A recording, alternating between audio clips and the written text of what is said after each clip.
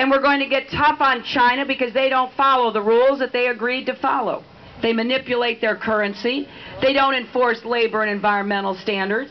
So we ship our jobs to China. They ship to us lead-laced toys, contaminated pet food, and polluted pharmaceuticals.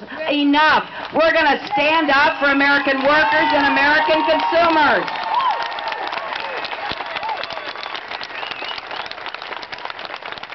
But it's not enough to play defense. We got to get back on offense in America. We've got to start creating those good jobs again. Here are 3 ways we can do it. Number 1, we will invest in clean renewable energy, which I believe can create at least 5 million new jobs in America. I was the first to propose a strategic energy fund that would be the vehicle for making investments in the private sector, in great universities like this. Who knows what we'll discover if we are organized the way we have in previous times, like the Apollo project that sent a man to the moon and brought him back safely. We need to declare energy independence, and then we need to unleash the genius of America. And we need to fund this by taking the oil subsidies away. Oil companies get too much of your money for doing too little.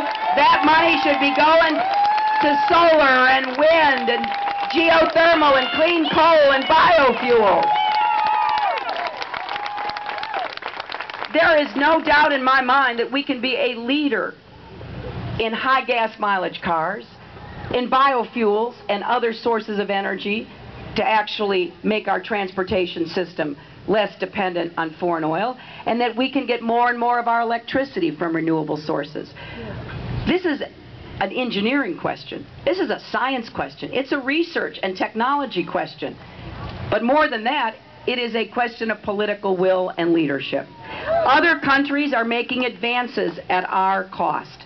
They are investing in solar and wind and geothermal and other kinds of new forms of energy. We have vehicles being test-driven on American roads right now that are getting between 100 and 150 miles per gallon. If we had a president who worked with our auto companies, worked with our auto workers, gave you a $10,000 tax credit to buy one of these hybrids or electric cars, if we had a president who stood up to the oil companies and said, we're going to be producing ethanol not just from corn, we're going to be producing biodiesel not just from soybeans, we're going to find all kinds of plant material that will be able to fuel our vehicles, and we're going to require the oil companies to put the tanks there. Because right now there are flex fuel cars in America that they can't even get filled up because the oil